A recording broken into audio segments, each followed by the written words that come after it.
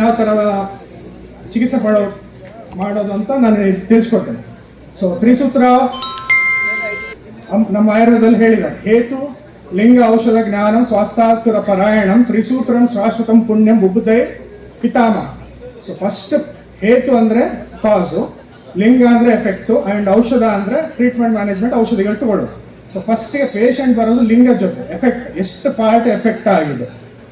Next ನಾವು ಅದಕ್ಕೆ ಕಾರಣ ಹುಡುಕ್ತೀವಿ, ಅದು ಹೇತು. ಸೊ ಅದಕ್ಕೆ ಮದ್ದು ಮಾಡಬೇಕು, ಮದ್ದು ಅಂದರೆ ಔಷಧಿ ಮಾಡಬೇಕು. ಸೊ ದಟ್ ಈಸ್ ಔಷಧ. ಈ ಥರ ಈ ಕಾರ್ಯಕಾರಣ ಸಿದ್ಧಾಂತದ ಮೇಲೆ ವೆಸ್ಟರ್ನ್ ಮೆಡಿಸಿನ್ ನಡೀತಿದೆ, ಹಾಗೆ ನಮ್ಮದು ನಡೀತಿದೆ, ಅವ್ರದ್ದು ಸಿದ್ಧಾಂತನೂ ಅದೇ ಥರ ಇದೆ. ಸೊ ಎಲ್ಲ ವ್ಯಾಧಿಗಳಿಗೆ ದೋಷಲಿಂಗ ಮೊದಲು ಹುಡುಕಬೇಕು, ಆಮೇಲೆ ಚಿಕಿತ್ಸೆ ಪಡ್ಕೋಬೇಕು. ಆ್ಯಂಡ್ ಹೇತುಸ್ಥಾನ ವಿಶೇಷ ಭಗತ್ ರೋಗ ವಿಶೇಷ ಅಂತ ಹೇಳ್ತಾರೆ. ಹೇತುಸ್ಥಾನ ಫಸ್ಟ್ ಹೇತು ಹುಡುಕಬೇಕು, ಆಮೇಲೆ ರೋಗನ ಟ್ರೀಟ್ಮೆಂಟ್ ಮಾಡಬೇಕು. ಹೇತು ಅಂದರೆ ಕಾಸ್, ಯಾವುದು ಏನು ಕಾರಣಗಳಿಂದ ಅದಾಗಿದೆ ಒಂದು. ಸೊ ಫಸ್ಟ್ ಆ ಥರ ವ್ಯಾಧಿಗಳಲ್ಲಿ ಮೊದಲು ಬರುವಂಥದ್ದು ಪಕ್ಷಾಘಾತ, ಹೃದ್ರಸಿ, ಅಕ್ಷೇಪಕ ಆ್ಯಂಡ್ ಮೂರ್ಛಾ ಅವಸ್ಥೆಗಳು, ಇವೆಲ್ಲ ಆ ಸಂದರ್ಭದಲ್ಲಿ ಹೇತು ಅವಸ್ಥೆಯಲ್ಲಿ ಬರ್ತದೆ. ನೆಕ್ಸ್ಟ್ ಪಕ್ಷಾಘಾತ. ಫಸ್ಟಿಗೆ ಪಕ್ಷಾಘಾತ ಇದನ್ನ ಯಾವ ಥರ ತಿಳ್ಕೋಬೇಕು ಅಂದರೆ ಹತ್ವೇಕಂ ಮಾರುತಂ ಪಕ್ಷ್ಮಂ ದಕ್ಷಿಣ ವಾಮಮೇವ. ಸೊ ಹತ್ವೇಕಂ ಮಾರುತಂ ಪಕ್ಷ್ಮಂ, ವಾತದಿಂದ ಎಫೆಕ್ಟ್ ಆಗಿರೋ ದಕ್ಷಿಣ ಆರ್ ವಾಮ, ಬಲಗಡೆ ಎಡಗಡೆ ಯಾವ್ದಾದ್ರು ಮೇಲಿನ ಕೈ ಕೆಳಗಿನ ಕೈ ಎಫೆಕ್ಟ್ ಆಗಿರುತ್ತೆ. ಆ್ಯಂಡ್ ಮೊದಲಿಗೆ ಹೇಳ್ಬೇಕಂದ್ರೆ ಈ ಪಕ್ಷಾಘಾತದಲ್ಲಿ ಈಗಿನ ಸಂದರ್ಭದಲ್ಲಿ 1.8 ಕೋಟಿ ಜನರು ವರ್ಷಕ್ಕೆ ಬಳಲುತ್ತಿದ್ದಾರೆ ಪಾರ್ಶ್ವವಾಯುದಿಂದ. ಆ್ಯಂಡ್ ಅದು ಇನ್ಫ್ರಾಕ್ಟ್ ಇಂದ ಬಳಲುತ್ತಿರೋರು 85%, ಆ್ಯಂಡ್ 15% ಹೆಮೊರೇಜಿಕ್ ಇಂದ. ಸೊ ಇದು ಸ್ಟಾಟಿಸ್ಟಿಕ್ಸ್, ಬೇಸಿಕ್ ಸ್ಟಾಟಿಸ್ಟಿಕ್ಸ್. ಸೊ ಕುರಿಯ ಚೇಷ್ಟ ನಿವೃತ್ತಿ ಹಿ ರುಜ ವಾಕ್ಸ್ತಂಭವೇ. ಸೊ ಪ್ರೆಸೆಂಟೇಷನ್ ಆ ಪೇಷಂಟ್ ಯಾವ ಥರ ಇರ್ತಾರೆ, ಲಾಸ್ ಆಫ್ ಸ್ಪೀಚ್, ಫಸ್ಟ್ ಆಗಿ ಮಾತಾಡ್ಲಿಕ್ಕೆ ಬರೋದಿಲ್ಲ, and loss of sensation, skin sensation ಕಳ್ಕೊಂಡಿರ್ತಾರೆ, ಹಾಗೆ ಪೇನ್ ಇರುತ್ತೆ, ಅದ್ರ ಜೊತೆಗೆ one sided weakness of the body ಇರುತ್ತೆ. ಸೊ ಈ ಥರ ಲಕ್ಷಣದೊಂದಿಗೆ ಪಕ್ಷಾಘಾತ ಪೇಷಂಟ್ ಬರುತ್ತೆ ಪ್ರೆಸೆಂಟೇಷನ್. ಅದ್ರ ಜೊತೆಗೆ ಅದನ್ನ ಸಂಪ್ರಾಪ್ತಿ ಯಾವ ಥರ ಇರುತ್ತೆ ಅಂದರೆ ಪ್ರಕುಪಿತವಾತ ಸ್ಥಾನ ಸಂಶಯ. ಪ್ರಕುಪಿತವಾತ ಪಕ್ವಾಶಯದಲ್ಲಿ ಪ್ರಕುಪಿತವಾತ ಆಗುತ್ತೆ. ಸೊ ಅಲ್ಲಿಂದ ಸ್ಥಾನ ಸಂಶಯ ಬೇರೆ ಕಡೆ ಸ್ಪ್ರೆಡ್ ಆಗುತ್ತೆ. ಸ್ಪ್ರೆಡ್ ಆಗಿ ತಿರಿಯಾಗ ಗಮನ ಏನಂದ್ರೆ ಡಯಾಗ್ನಲ್ ಯಾವ ಕಡೆ ಆದ್ರೂ ಇರುತ್ತೆ, ಅಡ್ಡ ತಿಡ್ಡದಾಗಿ ಹೋಗ್ತಾ ಇರುತ್ತೆ. ಸೊ ಅದು ಮೇಲ್ಗಡೆ ಹೋಗಿ ವಿಮೋಕ್ಷ ಸಂಧಿ ಬಂಧನ ಅಂತರ ಪಕ್ಷದಲ್ಲಿ ಎಫೆಕ್ಟ್ ಆಗಿ ಪಕ್ಷಾಘಾತ ಉತ್ಪತ್ತಿ ಅಂತ ಹೇಳ್ತಾರೆ ನಮ್ಮ ಆಯುರ್ವೇದದಲ್ಲಿ. ಸೊ ಇದು ಅದರ ಸಂಪ್ರಾಪ್ತಿ. ಸೊ ಅದರ ಕಂಡೀಷನ್ ನೆಕ್ಸ್ಟ್ ಆಕ್ಷೇಪಕ ಕನ್ವಲ್ಷನ್ಸ್ ಅಂತ ಹೇಳ್ತೀವಿ, ಅದು ಅವಸ್ಥೆನೂ ಚಿಕಿತ್ಸೆ ಮಾಡಬೇಕು. ಸೊ ಎಷ್ಟು ಪಕ್ಷಾಘಾತಗಳಿದ್ದಾವೆ ಅಕಾರ್ಡಿಂಗ್ ಟು ಆಯುರ್ವೇದ ಅಂದ್ರೆ 5 ಥರದ ಪಕ್ಷಾಘಾತ ಇದ್ದಾವೆ. ಶುದ್ಧ ವಾತಾಹತ ಪಕ್ಷಾಘಾತ, ಇದು ಕೃಚ್ಛ್ರಸಾರ, ಶುದ್ಧ ಕೇವಲ ವಾತಜನ್ಯ. ಬೇರೆ ಎಲ್ಲ ಸಂಶ್ಲಿಷ್ಟ ಜನ್ಯ 3 ಇದ್ದಾವೆ, ಅದನ್ನ ನಾನು ಹೇಳ್ತೇನೆ. ಕೇವಲ ವಾತಜನಿತ ಪಕ್ಷಾಘಾತ ಕೃಚ್ಛ್ರಸಾರ, ಸ್ವಲ್ಪ ಕಷ್ಟಪಟ್ಟು ಸಾಧ್ಯವಾಗಿ ಚಿಕಿತ್ಸೆ ಮಾಡಬೇಕು. ಅನ್ಯ ದೋಷ ಸಂಶ್ರಿತ, ದಟ್ ಈಸ್ ಪಿತ್ತ ಸಮನ್ವಿತ, ಕಫ ಸಮನ್ವಿತ, ಕಫ ಪಿತ್ತ ಸಮನ್ವಿತ, ಇವೆಲ್ಲ ಸುಲಭ ಸಾಧ್ಯ ಅಂತ ಆಚಾರ್ಯ ಸುಶ್ರುತರು ಹೇಳಿದ್ದಾರೆ, ಮುಂಚೆನೆ ನಾನು ಹೇಳಿದ್ದೆ. ಸೊ ಇನ್ನೊಂದು ಬರುತ್ತೆ ಅಸಾಧ್ಯ, ರಕ್ತ ಶ್ರುತಜನಿತ ಧಾತು ಕ್ಷಯಜನ್ಯ ಪಕ್ಷಾಘಾತ. ಸೊ ಇದು ಯಾವ ಥರ ತಿಳ್ಕೊಬೇಕಂದ್ರೆ ಆವಾಗ ಆಚಾರ್ಯ ಸಮಯದಲ್ಲಿ ಯಾವ ಡಯಾಗ್ನೋಸ್ಟಿಕ್ ಸೆಂಟರ್ಸು ಇರಲಿಲ್ಲ, ಡಯಾಗ್ನೋಸಿಸ್ನ ಮಾಡೋಂಥ ಇದೂ ಇರಲಿಲ್ಲ. ಸೊ ಆವಾಗ ಏನಾಗ್ತಿತ್ತು, ಯುದ್ಧಗಳಾದವಾಗ ಯುದ್ಧಗಳ ರಕ್ತಸ್ರಾವ ಆಗ್ತಿತ್ತು. ಆ ರಕ್ತಸ್ರಾವದಿಂದ ಉತ್ಪತ್ತಿ ಆಗಿರೋಂಥ ಪಕ್ಷಾಘಾತ ಅದು ಧಾತು ಕ್ಷಯಜನ್ಯ ಇರ್ತಿತ್ತು. ಅಂದ್ರೆ ಸ್ರಾವ ಸೋರಿ ಧಾತು, ರಕ್ತ ಒಂದು ಧಾತು ಕ್ಷಯ ಆಗಿ ಪಕ್ಷಾಘಾತ ಉತ್ಪತ್ತಿ ಆಗ್ತಿತ್ತು ಆ ಟೈಮಲ್ಲಿ. ಆವಾಗ ಯುದ್ಧ, ಆಮೇಲೆ ಯುದ್ಧ. ಸೊ ಆ ಸಂದರ್ಭಕ್ಕೆ ಆ ಪಾಯಿಂಟ್ ಆಫ್ ವ್ಯೂ ಇಂದ ಅವ್ರು ಹೇಳಿದ್ದಾರೆ ಆಚಾರ್ಯ, ಆ ಥರ ತಿಳ್ಕೊಬೋದು. ಸೊ ಸಮ್ಟೈಮ್ಸ್ ಪೇಷಂಟ್ ಮೂರ್ಛೆ ಅವಸ್ಥೆ ಒಂದು ಇರುತ್ತೆ. ಸೊ ಅನ್ಕಾನ್ಶಿಯಸ್ ಸ್ಟೇಟಲ್ಲೂ ಬರುತ್ತೆ, ಅದೊಂದು ಲಕ್ಷಣ ಉತ್ಪತ್ತಿ ಆಗುತ್ತೆ. ಸೊ ಸ್ಥಾನ ವಿಶೇಷ ಒಂದು ಹೇಳ್ತಾರೆ. ಸ್ಥಾನ ವಿಶೇಷ ಅಕಾರ್ಡಿಂಗ್ ಟು ಸ್ಥಾನ ಎಲ್ಲಿ ಎಫೆಕ್ಟ್ ಆಗಿದೆ. ಒಂದು ಕೈ ಆಗಿರ್ಬೋದು, ಮೋನೋಪ್ಲೇಜಿಯಾ ಅಂತ ಹೇಳ್ತಾರೆ, ಪ್ಯಾರಾಪ್ಲೇಜಿಯಾ ಅಂತ 2 ಕಾಲು ಸ್ವಾಧೀನ ಕಳ್ಕೊಂಡಿರ್ಬೇಕು, ಅಥವಾ 2 ಕೈ ಸ್ವಾಧೀನ ಕಳ್ಕೊಂಡು ಮೇಲಿಂದ ಅಷ್ಟೇ. ಹೆಮಿಪ್ಲೇಜಿಯಾ ಅಂದರೆ ಒಂದು ಸೈಡ್ ರೈಟ್ ಲಿಂಬ್ ಮೇಲಿಂದ ಕೈ ಕೆಳಗಿಂದ ಕಾಲು ಎಫೆಕ್ಟ್ ಆಗಿರ್ಬೋದು, ಈ ಥರ ಇರುತ್ತೆ. ಕ್ವಾಡ್ರಾಪ್ಲೇಜಿಯಾ ಅಂತ ಹೇಳ್ತಾರೆ. ಕ್ವಾಡ್ರಾಪ್ಲೇಜಿಯಾ 4 ಕೈ ಸೋತೋಗಿರ್ತಾರೆ, ಬೆಡ್ ರಿಡನ್ ಆಗಿರುತ್ತೆ ಪೇಷಂಟ್, ಈ ಅವಸ್ಥೆ. ಸೊ ಇದು ಸ್ಥಾನ ವಿಶೇಷ. ನೆಕ್ಸ್ಟ್ ಬಂದ್ಬಿಟ್ಟು ಡಯಾಗ್ನೋಸಿಸ್ ಯಾವ ಥರ ಮಾಡಬೇಕು. ಯಥಾ ದುಷ್ಟೇಣ ದೋಷೇಣ ಯಥಾ ಅನುವಿಸರ್ಪತಃ ನಿವೃತ್ತ ಆಮಯಸ್ಯ ಸಂಪ್ರಾಪ್ತಿ ಜಾತಿರಾಗುತ್ತೆ. So according to the ಅವಸ್ಥಾ.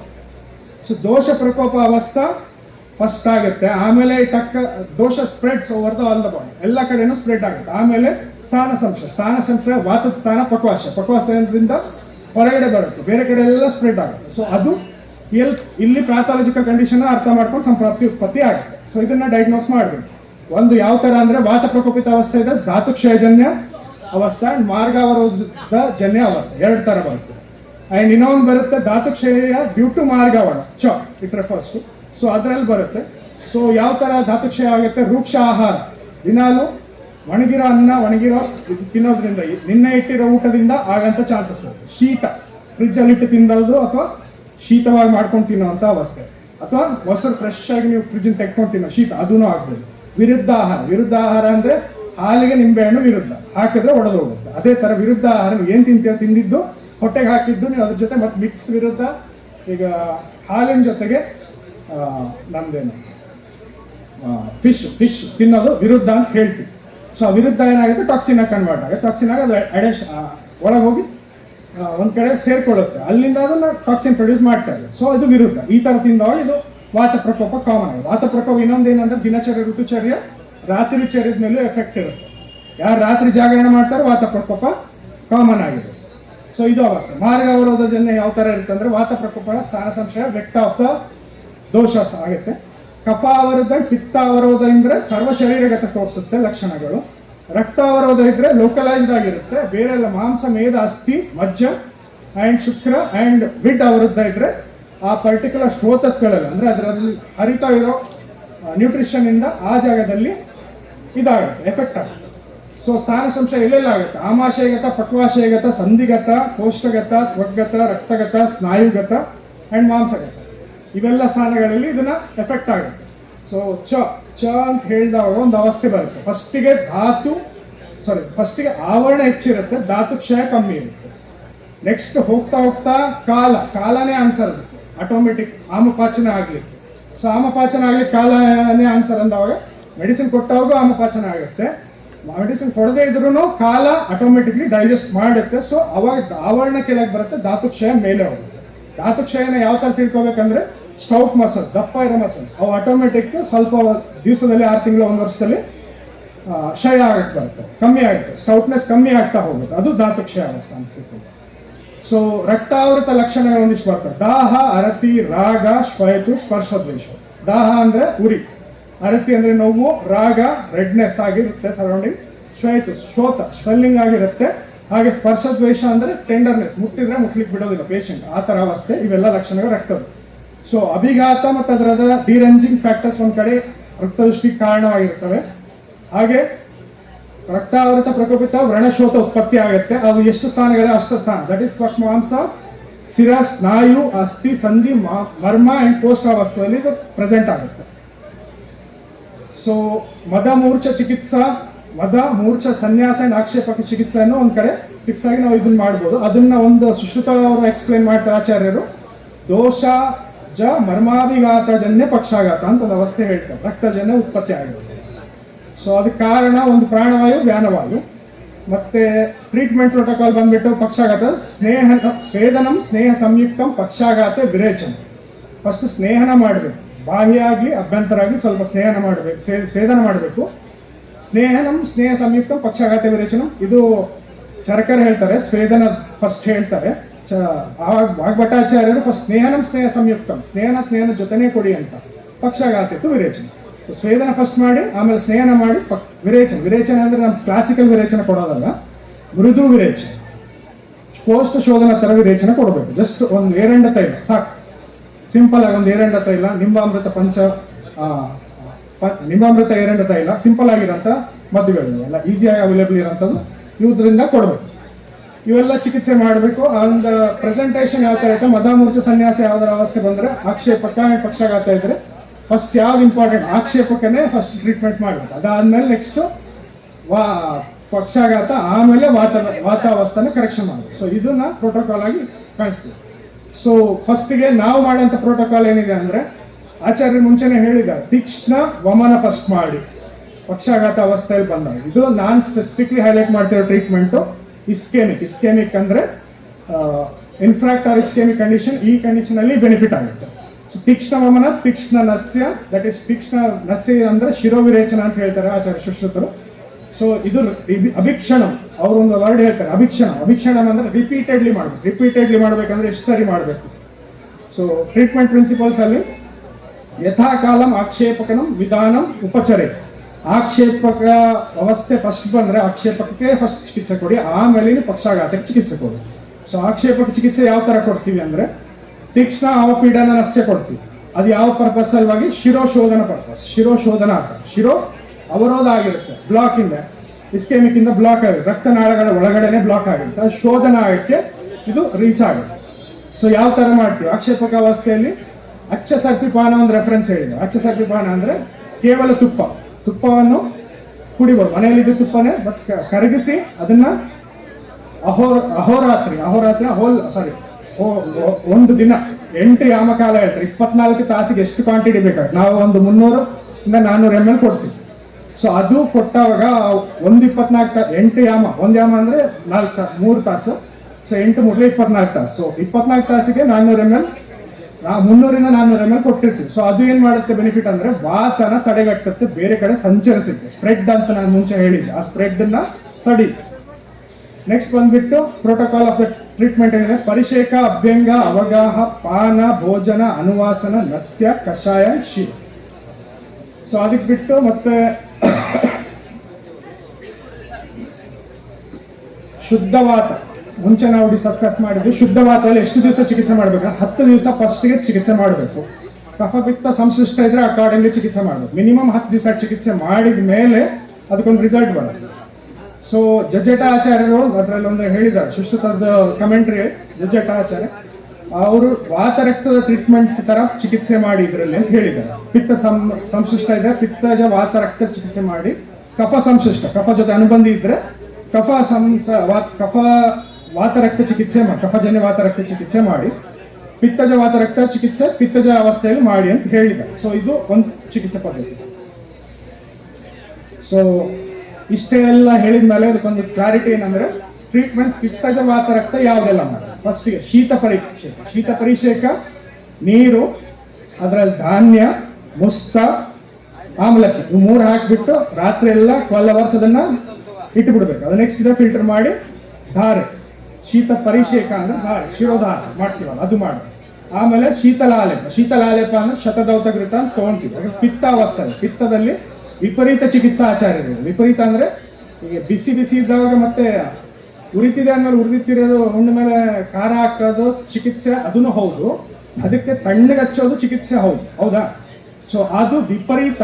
ಉರಿತಿದೆ ಅಂದ್ರೆ ತಣ್ಣಗೆ ಕೊಡೋ ಚಿಕಿತ್ಸೆ. ಸೊ ಇದು ಶೀತಲೇಪ ಹಚ್ಚೋದು. ಶೀತಲೇಪ ಅಂದ್ರೆ ಶತದೌತಘೃತ ನಾವು ಇದು ಮಾಡ್ತೀವಿ. ಶೀತಲ ಮೆಡಿಸಿನ್, ಶೀತ ಗುಣಯುಕ್ತ ಮೆಡಿಸಿನ್ಗಳೆಲ್ಲ ಕೊಡ್ತೀವಿ. ಮಧುರ ಕಷಾಯ ದ್ರವ್ಯ ಪ್ರಧಾನ ದ್ರವ್ಯಗಳು ಕೊಡ್ಬೋದು. ಅಂಡ್ ಪಿತ್ತದ ಜ್ವರ ಚಿಕಿತ್ಸೆನೂ ಅಡಾಪ್ಟ್ ಮಾಡ್ಬೋದು ಈ ಸಂದರ್ಭದಲ್ಲಿ. ಅಂಡ್ ಮದ ಮೂರ್ಛ ಸನ್ಯಾಸ ಮತ್ತೆ ಇವೆಲ್ಲದರಲ್ಲೂ ಇದೇ ಟ್ರೀಟ್ಮೆಂಟ್ ಪ್ರೋಟೋಕಾಲ್ ಅನ್ನು ಆಚಾರ್ಯರು ಹೇಳಿದ್ದಾರೆ. ಸೊ ಇವೆಲ್ಲ ಹೇಳಿದ್ಮೇಲೆ ಆಪ್ತೋಪದೇಶ ಆಚಾರ್ಯದೇನಿದೆ ಅಂದ್ರೆ, ಮದ ಮೂರ್ಛ ಸನ್ಯಾಸ, ಆಕ್ಷೇಪಕ ಮತ್ತು ಪಕ್ಷಾಘಾತದಲ್ಲಿ ಪಿತ್ತ ಕಫಜ ಸಂಸರ್ಗ ಇದ್ರೆ, ಅದ್ರ ಜೊತೆಗೆ ದಾಹ, ಮೂರ್ಛ ಮತ್ತು ರಕ್ತದೃಷ್ಟಿ ಪ್ಯಾಥಾಲಜಿ ಇದ್ರೆ, ಈ ರಕ್ತದೃಷ್ಟಿ ಉತ್ಪತ್ತಿ ಇದ್ರೆ ಅದರಲ್ಲಿ ಫಸ್ಟ್ಗೆ ರಕ್ತದೃಷ್ಟಿ ಕಾರಣಗಳೇನು? ಕ್ರಿಮಿ ಆಗಿರ್ಬೋದು, ಅಭಿಘಾತ ಆಗಿರ್ಬೋದು. ಕ್ರಿಮಿ ಆಗಿದ್ದಲ್ಲಿ ಕ್ರಿಮಿಗೆ ನೀವು ಬೇಕಾದ್ರೆ ರೆಫರ್ ಮಾಡ್ಬೋದು ಆಂಟಿಬಯೋಟಿಕ್ ಟ್ರೀಟ್ಮೆಂಟ್ ಮಾಡರ್ನ್ ಹಾಸ್ಪಿಟಲ್. ಒಂದು ಇಲ್ಲ ನಿಮ್ಮ ಅವಸ್ಥೆಯಲ್ಲಿ ಅವೈಲೇಬಲ್ ಇದ್ರೆ ಹಾಗೆ ಇದನ್ನು ಟ್ರೀಟ್ಮೆಂಟ್ ಮಾಡ್ಬೋದು accordingly. Next diagnosis and management. ವಿಶೇಷ ಸ್ಥಾನ ಪಕ್ಷಾಘಾತ, ತಿರಿಯಾಕ್ ಡೊಮೈನ್ಗೆ ಎಫೆಕ್ಟ್ ಆಗಿರುತ್ತೆ, ಊರ್ಧ್ವ ದೇಹದಲ್ಲಿ ಮುಟ್ಟಿರುತ್ತೆ ಅಂದ್ರೆ ಮೇಲುಗಡೆ ಹೋಗಿರುತ್ತೆ. ಸೊ ಈ ಸಂದರ್ಭದಲ್ಲಿ ನಾವು ಮಾಡಬೇಕಾಗಿರೋ ಡಯಾಗ್ನೋಸ್, ಚಿಹ್ನೆ ಮತ್ತು ಲಕ್ಷಣಗಳು ತೋರಿಸುತ್ತೆ, ಅದರ ಪ್ರಕಾರ ನಾವು ಡಯಾಗ್ನೋಸ್ ಮಾಡೋದು. ಈಗಿನ ಸಂದರ್ಭದಲ್ಲಿ ನಮಗೆ ತುಂಬಾನೇ ಆಧುನಿಕ ಉಪಕರಣಗಳಿದ್ದಾವೆ. So CT scanning or MRI ಪ್ರಕಾರ ನಾವು ನೋಡ್ಬೋದು ಇನ್ಫ್ರಾಕ್ಟ್, ಹ್ಯಾಮರೇಜು, ಇನ್ಫೆಕ್ಷನ್ಸು ಮತ್ತೆ ಗ್ರೋತ್, ಇಂಜುರಿ ಏನಾರು ಇದ್ರೆ ಅದು ಬ್ರೈನ್ ಅಲ್ಲಿ ಗೊತ್ತಾಗ್ಬಿಡುತ್ತೆ. ಇವಾಗ ಮುಂಚೆ ಆ ಥರ ಇರಲಿಲ್ಲ. ಸೊ ಅದರ ಪ್ರಕಾರ ಅಭಿಘಾತ, ಕ್ರಿಮಿ, ದೋಷ ಅಂಡ್ ವೈಷಮ್ಯ ಅವಸ್ಥೆ ಅಂತ ಅವ್ರು ನೋಡ್ತಿದ್ರು ಮುಂಚೆ ಆಚಾರ್ಯರು. ಸೊ ಇವನ್ನ ಹೇತು ವಿಶೇಷದಲ್ಲಿ ಅವ್ರು ನಾವು ಅನಲೈಸ್ ಮಾಡ್ಬೇಕು ಎರಡು ಅವಸ್ಥೆ. ಸೊ ಯಾವ ತರ ಅನಲೈಸ್ ಮಾಡೋದು? ಪಿತ್ತ ಸಮನ್ವಿತ ಅಂದ್ರೆ ಯಾವ ಲಕ್ಷಣಗಳಿರುತ್ತೆ? ಮದ, ಮೂರ್ಛ, ಸನ್ಯಾಸ, ಪಿತ್ತ ಲಕ್ಷಣ. ಕಫ ಲಕ್ಷಣ ಯಾವುದು? ಗುರುತ, ಸ್ಥೈಮಿತ್ಯ, ನಮ್ನೆಸ್. ಸ್ಥೈಮಿತ್ಯ ಅಂದ್ರೆ ನಮ್ನೆಸ್, ಟಿಂಗಿಂಗ್ ಸೆನ್ಸೇಷನ್. ಈ ಲಕ್ಷಣ ಇದ್ರೆ ಕಫ ಸಮನ್ವಿತ. ವಾತದಲ್ಲಿ ರುಜಾಸ್ತಂಭ ಇದ್ರೆ ಇದು ವಾತಜನ್ಯ ಸಮನ್ವಿತ ದೋಷ ಪಕ್ಷಾಘಾತ. ರಕ್ತಾವರಣ ಇದ್ರೆ ಸ್ಪರ್ಶ ದ್ವೇಷ ಏಕದೇಶದ. ಸ್ಪರ್ಶ ದ್ವೇಷ ಟೆಂಡರ್ನೆಸ್, ಏಕದೇಶದ ಲೋಕಲ್ ಇರುತ್ತೆ ಎಫೆಕ್ಟ್. ಅಂಡ್ ಧಾತು ಕ್ಷಯಜನ್ಯ ಆಲ್ರೆಡಿ ನಾನು ಹೇಳಿದ್ರೆ ಬಲ್ಕ್ನೆಸ್ ಆಫ್ ಮಸಲ್ ಕಮ್ಮಿ ಆಗಿರುತ್ತೆ. So initial stage of treatment ಏನಿದೆ ಅಂದ್ರೆ ಶೀತಲ ಪರಿಷೇಕ, ಶಿರೋಧಾರ, ಶೀತಲೇಪ, ಶತದೌತಘೃತ, ತೀಕ್ಷ್ಣನಸ್ಯ ರಿಪೀಟೆಡ್ಲಿ ಅಭಿಕ್ಷಣ to for the purpose of ಶ್ರೋತೋಶೋಧನ ಆಫ್ ತಮೋ ಆವರಣ ಇನ್ ದ ಶಿರಸ್ ಅಂಡ್ ಅಚ್ಚಸ್ನೇಹಪಾನ ಟು ಪ್ರಿವೆಂಟ್ ಆಕ್ಷೇಪಕ ಅವಸ್ಥೆ. ಆ್ಯಂಡ್ ಶುಂಠಿ ಸ್ವರಸ ಜ್ವರಹರ ಕಷಾಯ ಆಮಪಾಚನ ಸಲುವಾಗಿ ಕೊಡ್ಬೋದು. ಆಮೇಲೆ ಅದಾದ್ಮೇಲೆ ಬ್ರಹ್ಮಣ ತರ್ಪಣ ಚಿಕಿತ್ಸೆ ಮಾಡಬೇಕು, ನಾರಿಕೇಳ ಜಲ ಶೀತಲ ಜಲ. ಇನ್ನೊಂದು ತ್ರಿಫಲ ಶಿಲಾಜಿತ್ತು ಮತ್ತು ಹರಿತಕ್ಕೆ ಆ್ಯಂಡ್ ಕ್ಷೀರ ಕೊಡಬೇಕು. ಆ್ಯಂಡ್ ಕಾಮದುಗ್ಧ ರಸ ಲಕ್ಷ್ಮೀ ವಿಲಾಸ ರಸ ಪಿತ್ತಜ ಜ್ವರ ಚಿಕಿತ್ಸೆಯಲ್ಲಿ ಯೂಸ್ ಮಾಡೋಂಥ ಟ್ರೀಟ್ಮೆಂಟು ಇಲ್ಲೂ ಮಾಡ್ಬೋದು. ಸೊ ಕ್ರಿಮಿ ಇದ್ರೆ ಪ್ರಕೃತಿ ವಿಘಾತ ಅಂದ್ರೆ ಶೋಧನೆ ಮಾಡ್ಬೋದು, ಅಭಿಘಾತ ಇದ್ರೆ ಶಲ್ಯ ಚಿಕಿತ್ಸಾ ಸರ್ಜರಿ ಡಿಪಾರ್ಟ್ಮೆಂಟ್ಗೆ ಕಳಿಸ್ಬೋದು ಮಾಡರ್ನ್ ಅವಸ್ಥೆ ಅನ್ಸುತ್ತೆ.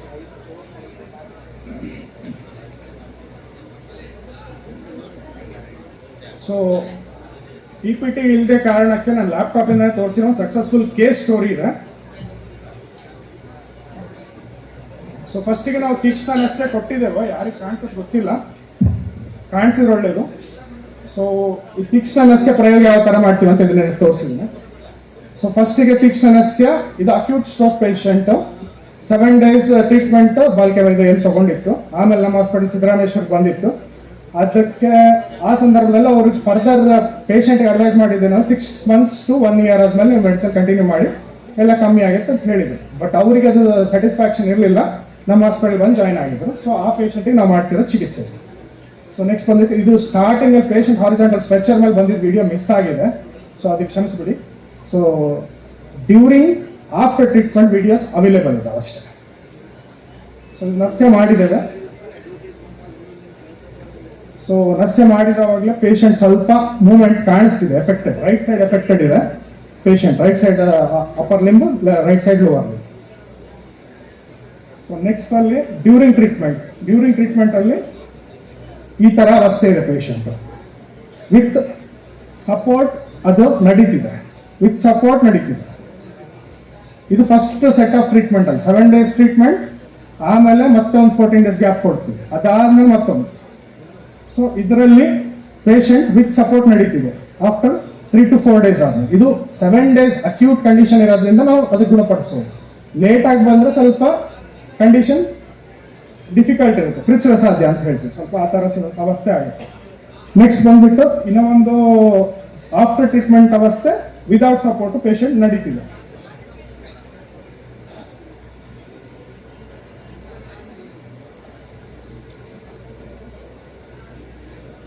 ಒಂದು ನಿಮಿಷ. So after treatment without support. So this is the Ayurveda's power of Ayurveda. ಯಾವ ಥರನ ಬೆನಿಫಿಟ್ ಮಾಡಬೇಕು, ಆವರಣ ಇದೆಯಾ, ಧಾತುಕ್ಷಯ ಇದೆಯಾ, ಮಾರ್ಗಾವರಣ ಇದೆಯಾ, ಇದನ್ನು ಕರೆಕ್ಟಾಗಿ ಅನಲೈಸ್ ಮಾಡಬೇಕು. ಇಲ್ಲ ಅಂದ್ರೆ ಏನಾಗುತ್ತೆ ಅಂದ್ರೆ ಪೇಷಂಟ್ ನಡ್ಕೊಂಡೇ ಬರುತ್ತೆ, ನಾವು ಕರೆಕ್ಟಾಗಿ ಟ್ರೀಟ್ಮೆಂಟ್ ಮಾಡಲಿಲ್ಲ, ಡಯಾಗ್ನೋಸ್ ಮಾಡಲಿಲ್ಲ ಅಂದ್ರೆ ಪೇಷಂಟ್ ಮಲ್ಕೊಂಡೋಗುತ್ತೆ, ಹಾರಿಜಾಂಟಲ್ ಆಗೋಗುತ್ತೆ, ಅಂದ್ರೆ ಸ್ಟ್ರೆಚರ್ ಮೇಲೆ ಮನೆಗೆ ಹೋಗುತ್ತೆ ರಿಟರ್ನ್, ಅದು ಸಿಚುವೇಶನ್. ಸೊ ಅದನ್ನ ಕರೆಕ್ಟಾಗಿ ಅನಲೈಸ್ ಮಾಡಿದ್ರೇನೆ ಈ ಸಂದರ್ಭಕ್ಕೆ ಚಿಕಿತ್ಸೆ ಪಡ್ಬೋದು. ಸೊ ನಮ್ಮ ಗುರುಗಳಾದವರು ಅವರು ಒಂದು 3,000 ಕೇಸ್ಗಳನ್ನ ಟ್ರೀಟ್ ಮಾಡಿದ್ದಾರೆ ಅವ್ರ ಹಾಸ್ಪಿಟಲಲ್ಲಿ. ಸೊ ಅವ್ರ ಅಡಿಯಲ್ಲಿ ನಾವು ಕಲ್ತಿದ್ವಿ. ಸೊ ಇದನ್ನ ಅವರಿಂದ ಕಲ್ತಿದ್ದು ಅಂತ ನಾನು ಈ ವೇದಿಕೆಯಿಂದ ಹೇಳಕ್ ಬಯಸ್ತೇನೆ.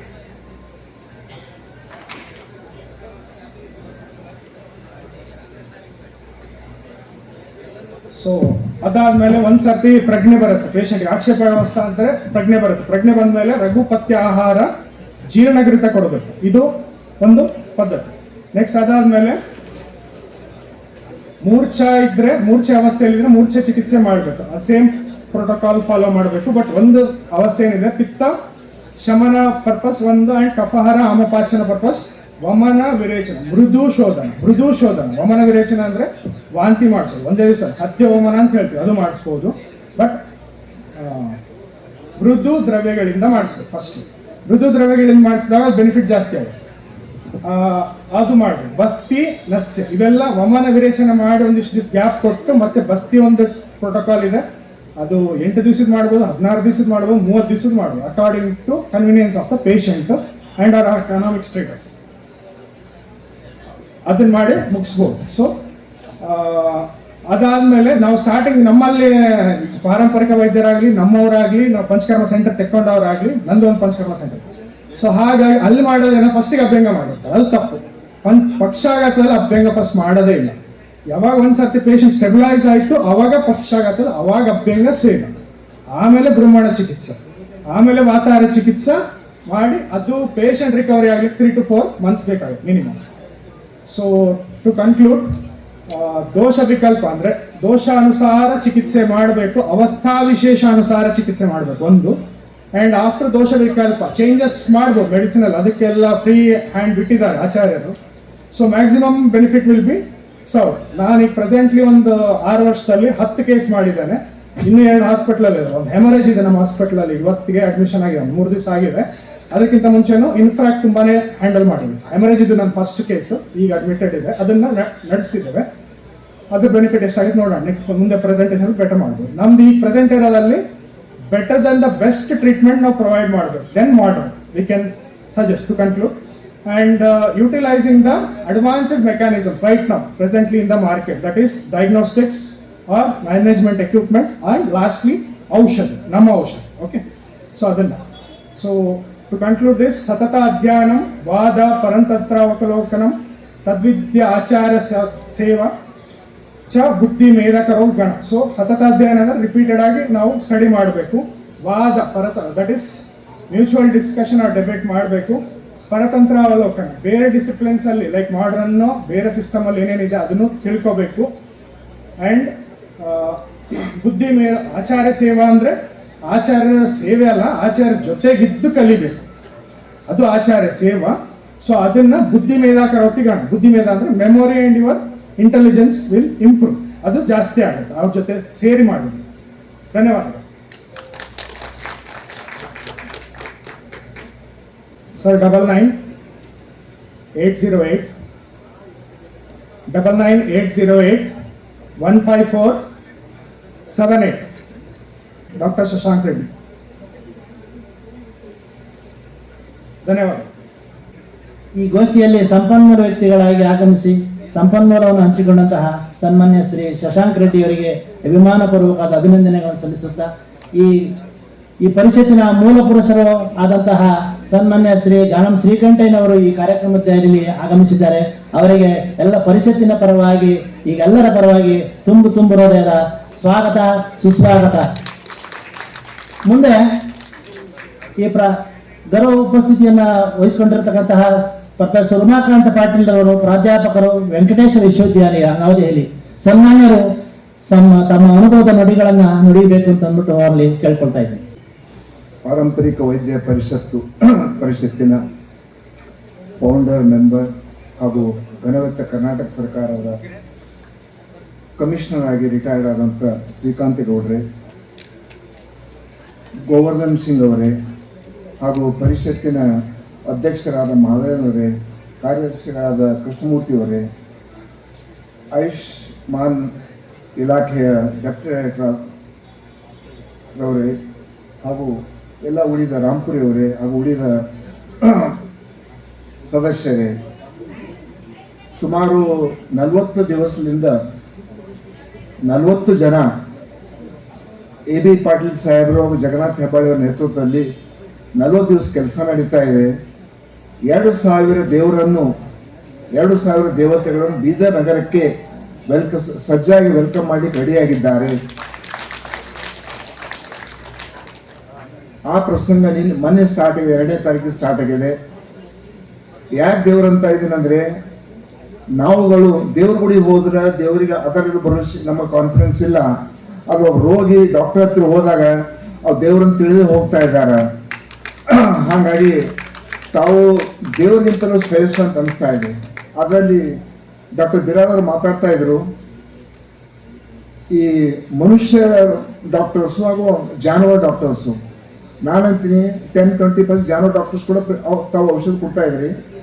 ಜಾನುವಾರು ಡಾಕ್ಟರ್ ಮನುಷ್ಯ ಡಾಕ್ಟರ್ಕಿಂತ ಮೇಲಿದ್ರು ಅಂತ ಅನಿಸ್ತಾ ಇದೆ. ಯಾಕಂದ್ರೆ ಜಾನುವಾರು ಡಾಕ್ಟರ್ಸು ಆ ಪ್ರಾಣಿ ಏನು ಕೇಳಂಗಿಲ್ಲ, ಪ್ರಾಣಿ ಕೇಳಾದೆ ಔಷಧ ಕೊಡ್ತಾರೆ. ತಾವುಗಳು ಆ ವ್ಯಕ್ತಿ ಕೇಳ್ಕೊಂಡು ಅವನಿಸಿ ಮಾತಾಡಿಸಿ ಮಟ್ಟಿ ಕೊಡ್ತಾ ಇದ್ರಿ. ಹಿಂಗಾಗಿ ಇಬ್ರು ದೇವತೆಗಳೇ, ಅದ್ರ ಸ್ವಲ್ಪ ಹೆಚ್ಚು ಕಡಿಮೆ ಇರ್ಬೋದು, ಆ ಮಾತು ಬೇರೆ. ಹಾಗಾಗಿ 3 ದಿವಸ ಇಲ್ಲಿ ಬಂದು ನಮ್ಮ ಆತಿಥ್ಯನ ಸ್ವೀಕಾರ ಮಾಡಿ ಈ ಜನರ 40 ದಿವಸ ಕಾರ್ಯಕ್ರಮಕ್ಕೆ ಯಶಸ್ವಿ ಅನಿಸ್ತಾ ಇದೆ. ಇದು ಹೆಬ್ಬಾಳೆ ಸರಂದಂಗ ಸರ್ಕಾರದಿಂದ ಮೊದಲನೆಯ ಪಾರಂಪರಿಕ ಸಮ್ಮೇಳನ ಅನಿಸ್ತಾ ಇದೆ. ಇದೇ ಸಮ್ಮೇಳನ ಪ್ರತಿ ವರ್ಷ ಹೀಗೆ ಜರಗಲಿ ಅಂತ ನಾವು ಘನತೆ ಸರ್ಕಾರಕ್ಕೆ ಒಂದು ಇದು ಕಳಿಸ್ತಾ ಇದ್ದೀವಿ ಬೀದರ್ನಿಂದ. ಹಾಗಾಗಿ ತಾವುಗಳು ನಂದು ಒಂದು ಪರ್ಸನಲ್ ಕಳಕಳಿ ಇದೆ. ಯಾವಾಗ ಪೇಷಂಟ್ ಮತ್ತೆ ಬರ್ತಾ ಇರ್ತಾರೆ ಅವರನ್ನು ಸರಿಯಾಗಿ ನೋಡಿಕೊಂಡು ಸರಿಯಾಗಿ ಟ್ರೀಟ್ಮೆಂಟ್ ಕೊಟ್ಟು ಸರಿಯಾಗಿ ಒಂದು ರಿಸಲ್ಟ್ ಬರೋ ಮಾಡಿ ಅಂತ ನಂದು ಒಂದು ಪರ್ಸನಲ್ ಮನವಿ ಇದೆ ಅಷ್ಟೇ. Thank you very much.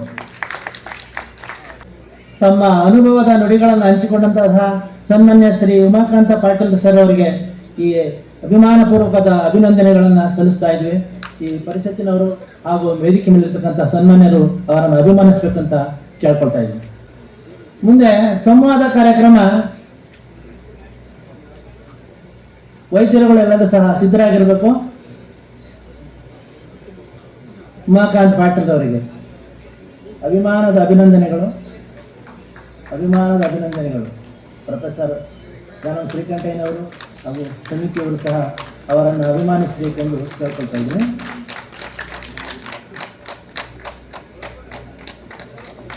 ಮುಂದೆ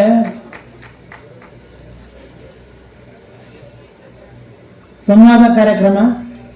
ಮೊದಲಿಗೆ ಭೀಮಣ್ಣ ಆಚಾರ್ ಅಧ್ಯಕ್ಷರು, ಕೊಪ್ಪಳ ಜಿಲ್ಲಾ ಕಲ್ಯಾಣ ಕರ್ನಾಟಕ ಪಾರಂಪರಿಕ ವೈದ್ಯ ಪರಿಷತ್ತು, ಇವರು ಸಹ ಈ ಸಂವಾದ ಕಾರ್ಯಕ್ರಮದಲ್ಲಿ ಭಾಗವಹಿಸಬೇಕು, ತಮ್ಮ ಅನುಭವದ ನುಡಿಗಳನ್ನ ಹೇಳಬೇಕು ಅಂತ ಅವನ್ನ ಕೇಳ್ಕೊಳ್ತಾ ಇದ್ದೀನಿ.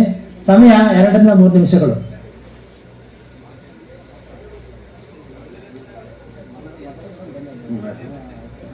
ಆಗಮಿಸಿರ್ತಕ್ಕಂತಹ ಎಲ್ಲ ವೈದ್ಯ ಶ್ರೀಗಳಿಗೆ ಶರಣು ಶರಣಾರ್ಥಿಗಳನ್ನು ಹೇಳ್ತಾ, ಹಾಗೆಯೇ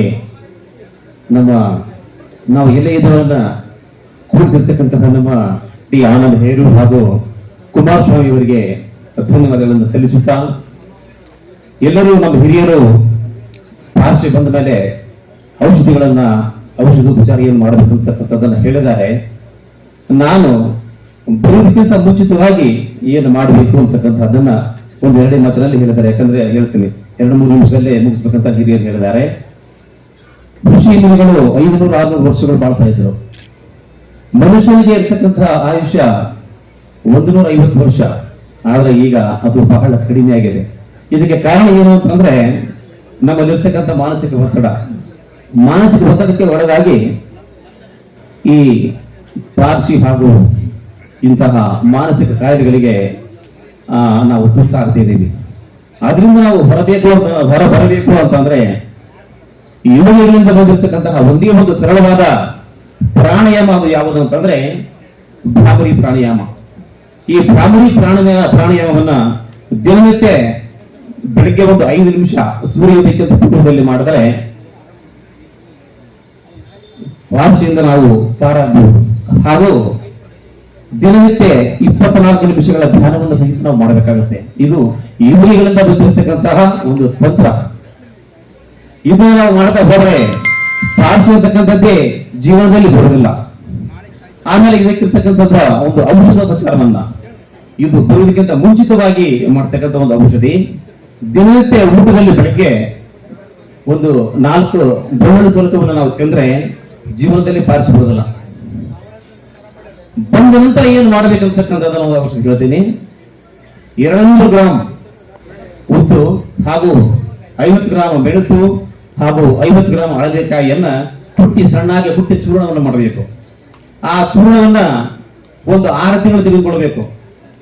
ತುಪ್ಪದಲ್ಲಿ ತೆಗೆದುಕೊಳ್ಬೇಕು ಬೆಳಗ್ಗೆ ಹಾಗೂ ಸಾಯಂಕಾಲ. ಒಂದು 6 ತಿಂಗಳು ತೆಗೆದುಕೊಂಡ್ರೆ ಆ ಬಂದಿರತಕ್ಕಂಥ ಪಾರ್ಸಿಯಿಂದ ಪಾರಾಗಬಹುದು. ಆಮೇಲೆ ಇದಕ್ಕೆ ಮಸಾಜ್ ಮಾಡ್ತಕ್ಕಂಥ ಒಂದು ಆಯಿಲ್, 1 kg ಎಳ್ಳೆಣ್ಣೆ ಹಾಗೂ 1 kg ಸಾಸಿವೆ ಎಣ್ಣೆಯನ್ನು ತೆಗೆದುಕೊಂಡು ಅದರಲ್ಲಿ ತುರುವಿ ತಪ್ಪಲ ಅತಿ ಬಲ ಅಂತಕ್ಕಂಥ ಒಂದು ಎಲೆಗಳನ್ನ 1 kg ಅಷ್ಟು ತೆಗೆದುಕೊಂಡು ಅದನ್ನು ಅದರಲ್ಲಿ ಕೆಂಪಗಾಗುವವರೆಗೆ ಕುದಿಸಬೇಕು. ಕುದಿಸಿ ಅದನ್ನ ತಲೆಯಿಂದ ಪಾದವರೆಗೆ ಮಸಾಜ್ ಮಾಡಬೇಕು. ಈ ಎಣ್ಣೆಯನ್ನ ಮಸಾಜ್ ಮಾಡಿ ಬಿಸಿನೀರಿನಲ್ಲಿ ಸ್ನಾನವನ್ನು ಮಾಡಿಸಬೇಕು. ಆಮೇಲೆ ರಾತ್ರಿ, ಯಾಕಂದ್ರೆ ಪಾರ್ಶ್ವ ಬಂದವರಿಗೆ ನಿದ್ದೆ ಬರ್ತಾ ಇರೋದಲ್ಲ, ನಿದ್ದೆ ಬಂದವರಿಗೆ ಮದ್ದುಗಳಿಗೆ ನಿದ್ದೆ ಬರ್ಬೇಕಂತ ಹೇಳಿ ಮದ್ದುಗಳಿಗೆ ಕೊಡ್ತೀವಿ ನಾವು. ಮದ್ದುಗಳಿಗೆ ಕೊಡಬಾರ್ದು. ಕೊಬ್ಬರಿ ಎಣ್ಣೆಯನ್ನ ಅಂಗಾಲಿಗೆ ಪಾದದ ಮೇಲೆ ಮಸಾಜ್ ಮಾಡಬೇಕು 5 ನಿಮಿಷ. ಈಗ ನೀವೇ ಯಾರಾದ್ರೂ ನೀವು ಇವತ್ತು ಪರೀಕ್ಷೆ ಮಾಡಬಹುದು. ಇದನ್ನ ಯಾರಿಗೆ ನಿದ್ದೆ ಸರಿಯಾಗಿ ಬರ್ತಾ ಇರೋದಿಲ್ಲ, ಒಂದು 2 ಬೂಚ್ ಕೊಬ್ಬರಿ ಎಣ್ಣೆಯನ್ನು ತೆಗೆದುಕೊಂಡು ಪಾದವನ್ನು ಹಚ್ಚಿ ಮಸಾಜ್ ಮಾಡಿಕೊಳ್ಬೇಕು ಒಂದು 5 ನಿಮಿಷ. ಮಸಾಜ್ ಮಾಡಿಕೊಂಡ್ರೆ ನಿದ್ದೆ ಬಂದದ್ದು ಗೊತ್ತಾಗಲ್ಲ ನಿಮಗ, ಮತ್ತೆ ಬೆಳಿಗ್ಗೆ ಎತ್ತರ ಆಗ್ತೈತಿ. ಇದು ಕೊಬ್ಬರಿ ನೀರಿರ್ತಕ್ಕಂಥ ಮಹತ್ವ ಇದು. ಆಮೇಲೆ ಪಾರ್ಶ್ವ ಬಂದ ಮೇಲೆ ಮಾತು ತೊದಲು ಬರ್ತಕ್ಕಂಥ ಕೆಲವೊಬ್ಬರಿಗೆ. ಅದರಿಂದ ಸರಿಪಡಿಸ್ಬೇಕು ಅಂತಂದ್ರೆ ನಾವು ಹಿರಿಯರು ಹೇಳಿದ್ರಾಗಲೇ ಆಕಳ ಕರಿ ಪುಡಿ ಹಾಗೂ ಜೇನುತುಪ್ಪ ನಾವು ಅದನ್ನ ಕೊಡ್ತಾ ಇದೀವಿ. ಆಕಳ ಕರಿ ಪುಡಿ ಹಾಗೂ ಲಿಂಬೆ ರಸವನ್ನ ನಾಲಿಗೆಗೆ ತಿಕ್ತೀವಿ. ಹಾಗೂ ಬಜಿ ಹಾಗೂ ಜೇನುತುಪ್ಪ ಇದನ್ನು ಸಹಿತ ನಾವು ಇದನ್ನ ನಮ್ಮ ಸ್ವಂತ ಅನುಭವದಿಂದ ನಾವು ಕೊಡ್ತಾ ಇದೀವಿ. ಇಷ್ಟು ಹೇಳಿ ಆಮೇಲೆ ಹಾರ್ಟ್ ಅಟ್ಯಾಕ್ ಆಗಬಾರ್ದು ಅಂತಕ್ಕಂಥದ್ದು, ಯಾಕಂದ್ರೆ ನನಗೆ ಸಮಯ ಮುಗಿದಿದೆ. ನಮಗಾಗಲಿ ಹಿರಿಯರು ಹೇಳಿದ್ದಾರೆ ಹಾರ್ಟ್ ಅಟ್ಯಾಕ್ ಬರಬಾರ್ದು ಅಂತ ಅನ್ನೋದಕ್ಕೆ ನಾನು ನನ್ನ ಸ್ವಂತ ಅನುಭವ, ಯಾಕಂದ್ರೆ ನಾನು ಬಹಳ ಜನರಿಗೆ ಕೊಟ್ಟಿದ್ದೀನಿ ಇದನ್ನ. 3 ಬೆಳ್ಳುಳ್ಳಿ ಪೂರಕ, 3 ವೀಳ್ಯದೆಲೆ, ಆಮೇಲೆ 10 ಇಂಚು ಅಲ್ಲದ ತುಂಡು, ವರ್ಷಕ್ಕೊಮ್ಮೆ 15-20 ನಿಮಿಷ ಇದನ್ನ ಬೆಳಿಗ್ಗೆ ಕಾಳು ಹೊಟ್ಟೆ ತಗೋಬೇಕು, ಖಾಲಿ ಹೊಟ್ಟೆಲೆ ತೆಗೆದುಕೊಳ್ಬೇಕು, ಸಣ್ಣಗೆ ಪೇಸ್ಟ್ ಮಾಡಿ ಅರಿಬೇಕು. 3 ಬೆಳ್ಳುಳ್ಳಿ ಪಲ್ಕ, 3 ವೀಳ್ಯದೆಲೆ, 1 ಅರ್ಧ ಇಂಚು ಅಲ್ಲದ ತುಂಡು, ಇವು 3ನ್ನ ಸಣ್ಣಾಗಿ ಅರೆದು ಬೆಳಿಗ್ಗೆ ತಿಂದ್ರೆ ಹಾರ್ಟ್ ಬಲಾಕೇಸ್ ಆಗಿದ್ರು ಸಹಿತ ಓಪನ್ ಆಗುತ್ತೆ. ಇದು 20-21 ದಿವಸಗಳ ನಂತರ ಟೆಸ್ಟ್ ಮಾಡಿಸಿದ್ರೆ ಹಂಗೆ ಹೇಳಕ್ ಮತ್ತೆ ಇದು ಹಾರ್ಟ್ ಅಟ್ಯಾಕ್ ಬರಬಾರ್ದಂತ ಅನ್ನೋದಕ್ಕೆ. ಹಾರ್ಟ್ ಅಟ್ಯಾಕ್ ಬಂದ್ಮೇಲೆ ಬಂದಕ್ಕಿಂತ ಪೂರ್ವದಲ್ಲಿ ಬೆಳೆದುಕೊಳ್ತಕ್ಕಂಥ ಔಷಧಿ ಇದು. ಇದನ್ನು ತೆಗೆದುಕೊಂಡ್ರೆ ಹಾರ್ಟ್ ಅಟ್ಯಾಕ್ ಯಾರಿಗೂ ಬರೋದಿಲ್ಲ. ಬಂದಿದ್ರು ಸಹಿತ ಹಾರ್ಟ್ ಬಲಾಕೇಸ್ ಆಗಿದ್ರೆ ಡಾಕ್ಟರ್ ಹೇಳಿರ್ತಾರೆ ಹಾರ್ಟ್ ಬಲಾಕೇಸ್ ಆಗಿದೆ, ಹಾರ್ಟ್ ಆಪರೇಷನ್ ಮಾಡ್ಬೇಕಂತ. ಇದನ್ನು ತೆಗೆದುಕೊಳ್ಳಿ, ಹಾರ್ಟ್ ಅಟ್ಯಾಕ್ ಆಪರೇಷನ್ ಮಾಡೋದ ಅವಶ್ಯಕತೆ ಇಲ್ಲ ಅಂತಕ್ಕಂಥ ಮಾತನ್ನ ಹೇಳಿ ನನಗೆ ಅವಕಾಶವನ್ನು ಮಾಡಿಕೊಟ್ಟಿರ್ತಕ್ಕಂತಹ ಗಣ್ಯಾದ ವ್ಯಕ್ತಿಗಳಿಗೆ ಹಾಗೂ ಆರ್ಗನೈಸ್ ಮಾಡಿರ್ತಕ್ಕಂತಹ ಎಲ್ಲ ಸಂಪನ್ಮೂಲ ವ್ಯಕ್ತಿಗಳಿಗೆ ಹಾಗೂ ಕುಳಿತುಕೊಂಡಿರ್ತಕ್ಕಂಥ ಎಲ್ಲ ವೈದ್ಯ ಶ್ರೀಗಳಿಗೆ ಶರಣು ಶಾಸ್ತ್ರಿಗಳನ್ನು ಹೇಳಿ ನಾನು ಒಂದೆರಡು ಮಾತುಗಳನ್ನು ಮುಗಿಸ್ತೇನೆ. ಜೈ ಹಿಂದ್. 9902-715595 ಕೊಪ್ಪಳ ಜಿಲ್ಲೆ ಕನಕಗಿರಿ ಭೀಮಣ್ಣಾಚಾರ್ಯ ವಿಶ್ವಕರ್ಮ ನನ್ನ ಹೆಸರು. ಭೀಮಣ್ಣ ಆಚಾರ್ ವೈದ್ಯರಿಗೆ ಅಭಿಮಾನದ ಅಭಿನಂದನೆಗಳು. ಮುಂದೆ